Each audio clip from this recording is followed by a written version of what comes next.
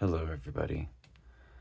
So today I have out two of my favorite knives, and I thought we could do something that's been done many times before on many other channels. These two knives have been compared to each other since the Inkosi came out in 2016. I'll give a little bit of information on each knife. I've gone over both already. I'd like this video to be more of a comparison, a battle, as it were. So this is the Chris Reeve Umnumzaan, and this is the Chris Reeve Large Inkosi. So the Umnumzaan has more of a cult following than the Large Inkosi does. It tends to be sort of a knife that kind of, if you like it, you really like it. The Large Inkosi has a little bit better thumb stud or reverse flick action. There's access to the reverse thumb stud here, whereas on the Umnumzaan, it is not. It is up against the lock interface. This is the primary reason why I carry the Large Inkosi over the Umnumzaan generally. So yeah, the Umnumzaan came out in 2008. It is lovingly referred to as the Zaan. Mine is Cerakoted. Mine has a lanyard delete and a MIM clip. The Zaan is got amazing thumb deployment action. Just absolutely flawless.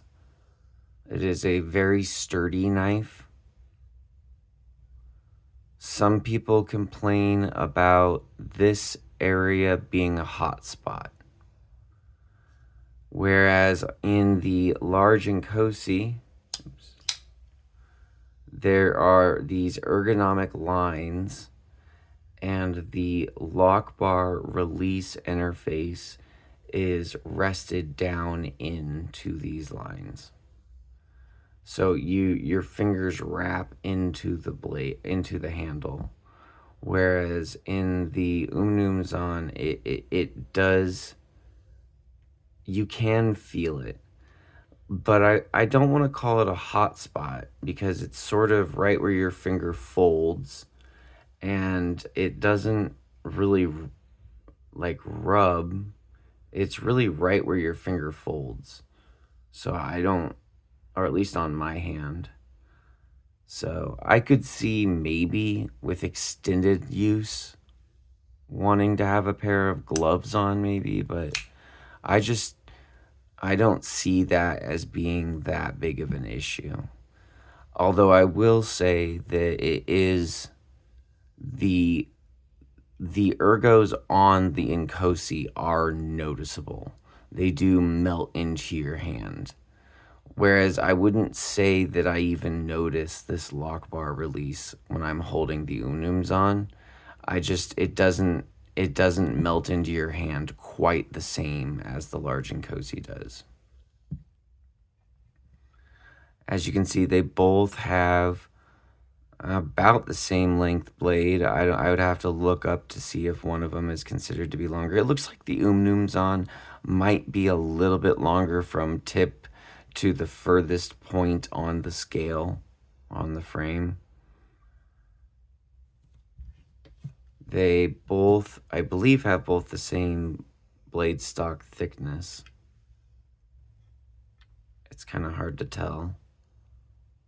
Functionally, it feels no different. The Umnumzaan has a flat spine along the blade, whereas the large Inkosi has a crown spine where it's curved and rounded off up here. Now on the drop point version of the Umnumzaan, there is a swedge, a sharpened swedge back here as well.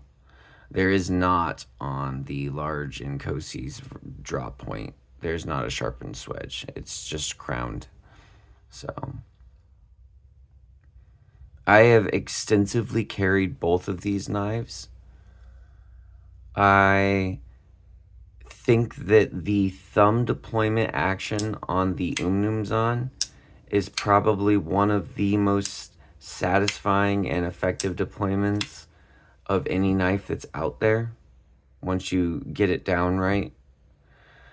But due to the fact that there's no reverse flick on the Umnumzaan, whereas on my large Inkosi, I can reverse flick it quite easily now that it's getting broken in. Just with very little wrist.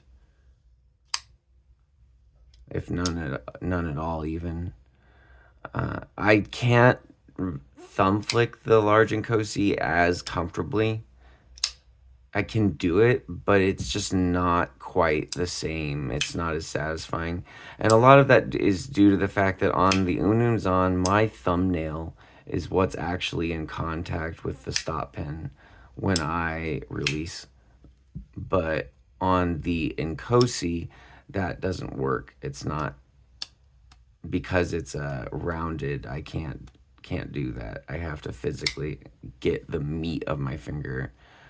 So it has, I will say that the large Inkosi break-in time is substantially more arduous and painful than the Umnumzaan break-in time.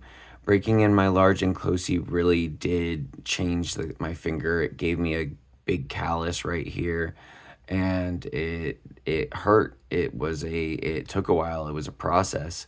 Whereas the Umnumzaan, just due to the nature of its deployment, it just sort of instantly, there was very little break-in time that was needed at all, if any. I didn't really even notice a need for a break-in time. Whereas the Inkosi, there was a good 2 weeks there, maybe even a little bit longer, where I had to keep telling myself, just get through it, it'll be better. So, you know, both the Inkosi and the Umnumzaan have a pretty wide array of aftermarket support, so you wouldn't need to make a decision based on that. I just happen to have a MIM clip on this and a Lynch Northwest on my Inkosi. I just love the functionality of the Lynch Northwest. The MIM clip works really well as well. Not quite as well as the Lynch Northwest clip, deep carry modular clip, but I do like the MIM clip quite a bit. So you'll notice that on the Umnumzaan, the clip is even and parallel with the lock interface of the frame lock, whereas on the Inkosi, it is at an angle. So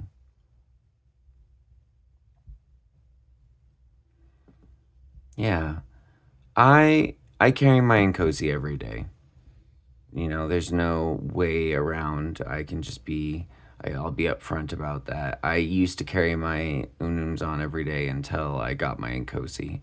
And then I just am the reverse flick in action is just so important to me that it has dominated my pocket. And to be honest with you, I don't foresee another knife taking over the spot in my pocket over the large Inkosi. The only one that I can really think of would be another large Inkosi, but a Wilson Combat. So maybe someday I'll shell out the money for a Wilson Combat large Inkosi, but not any day soon. So yeah, I recommend both of these knives, and I think that they both have a place in my collection.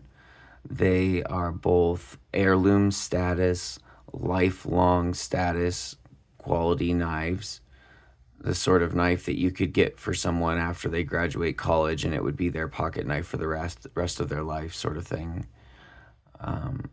I like both of these more than the Sabenza, as I don't have a Sabenza on hand to show. Eventually I'll probably get one, but more just to complete the trinity than are the triad of CRK premium locking folders. So yeah, I would probably recommend based on what your preferred method of deployment is. If you're someone who really likes the Spidey flick, if you really like that reverse flick action, I would probably say the Inkosi. And I don't, some people say you're not supposed to flick the CRKs. I just think that's ridiculous. First off, logically, it wouldn't make sense for you not to be able to flick the large Inkosi specifically, because the reverse thumb stud exists, and you can't slow wheel it. It's not physically possible for you to slow wheel a reverse thumb stud like on the large Inkosi. You stop right there, and then you'd have to readjust your hand. So it's there for a reason. So I know that they know that we're flicking them.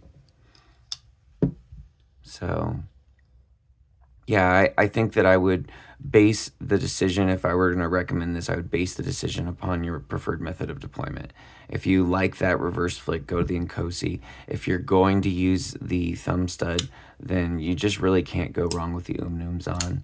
And the community behind the Umnumzaan is so wonderful. So yeah. All right. Well, that's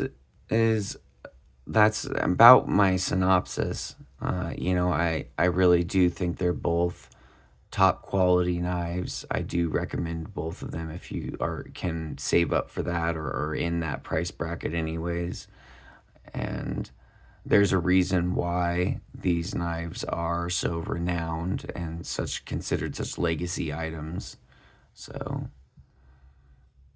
I will leave you at that. Choose the large Inkosi if you want a reverse flick.